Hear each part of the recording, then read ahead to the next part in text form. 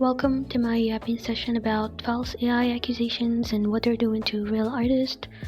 And before we start, a quick disclaimer: English is not my first language, and I'm not going to over edit this video. I want to talk honestly and not perfectly, so thank you.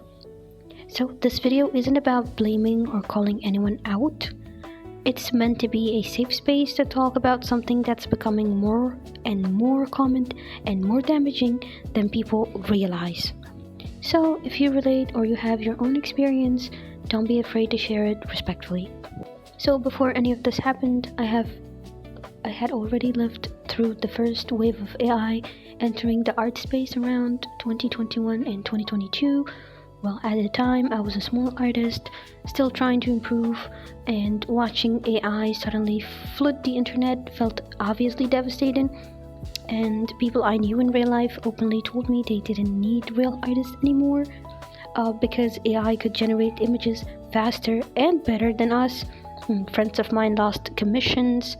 I lost opportunities. It created a fear and an insecurity, and of course, whether we had a future or not, or we would actually lose our jobs and our passion to artificial intelligence. And that period discouraged me deeply as an artist, and it's one of the reasons why I totally stopped posting on social media for a while. Not because I gave up on art, but because I genuinely didn't know where artists were supposed to exist anymore, knowing that our drawings were being taken without our permission, being fed to AI engines, and people were being unapologetic about it. So I decided to simply stop posting and take a deep break about it.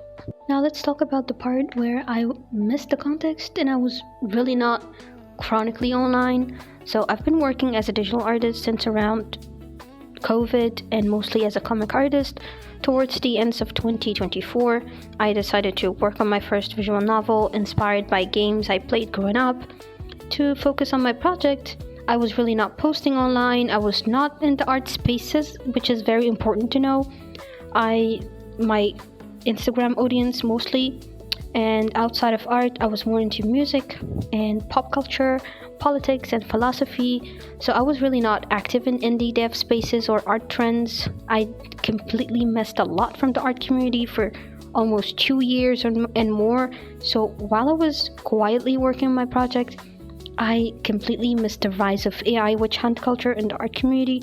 For those who are still unaware, the AI witch hunt consists of finding an AI generating artist that claims to be a real artist.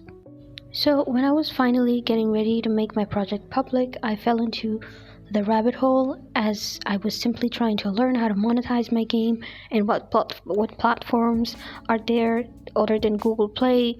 I discovered a lot more than I wanted to. I discovered how normalized it had become to scrutinize artists, look for imperfections, accuse them of using AI, and frame it as holding people accountable, such as looking through mistakes through people's arts on social media and stuff, and commenting hateful comments under their posts.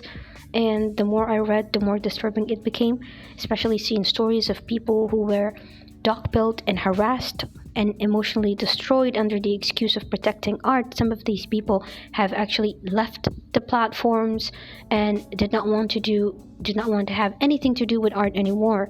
So I was definitely terrified of how the internet became a cruel place. And I asked myself whether I was going to be a target of this new culture or not. So let's talk about what it actually feels like when you are the target.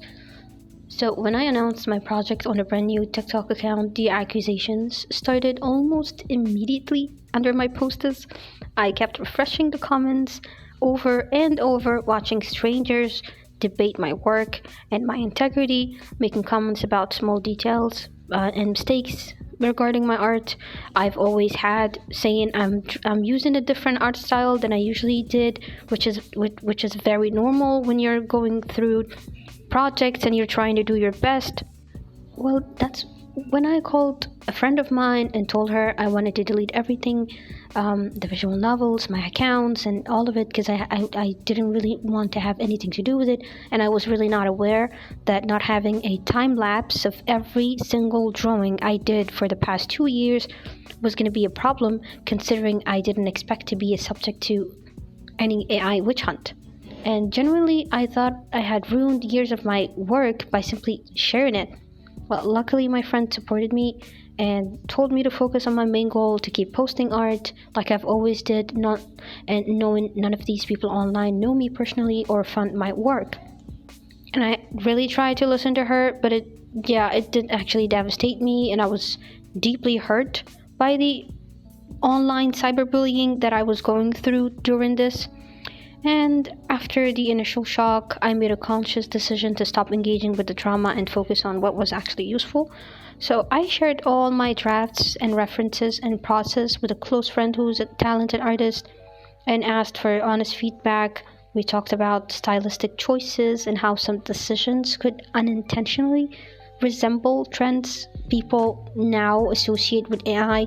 He reminded me to treat it as a technical feedback, not as an admission of guilt or anything, but like focus on improving my work instead of trying to defend myself online. He also tried to explain it to me as to why are people so afraid to speak up online, and I understand now why so many artists stay silent about this, because asking for empathy and over explaining yourself often leads to more suspicion. Report systems are very slow and limited, and speaking up can make you the next target to some online bullying. So I'm educating myself now, but I've already chosen not to live inside a constant discourse. Like, no stranger online funds your work or owns your art or gets to decide your worth. Well, art as an identity, art is just not something we do, it's a core part of who we are. I spend most of my time creating, learning, improving. I don't see a future for myself that doesn't involve art in some form, and that's why this experience mattered so much to me. When something that is central to your identity is being questioned or dismissed, it doesn't just affect your work, it also affects you personally. Well, in conclusion, I am still here and I didn't quit. I wouldn't want anyone who was a subject to any online bullying to quit art.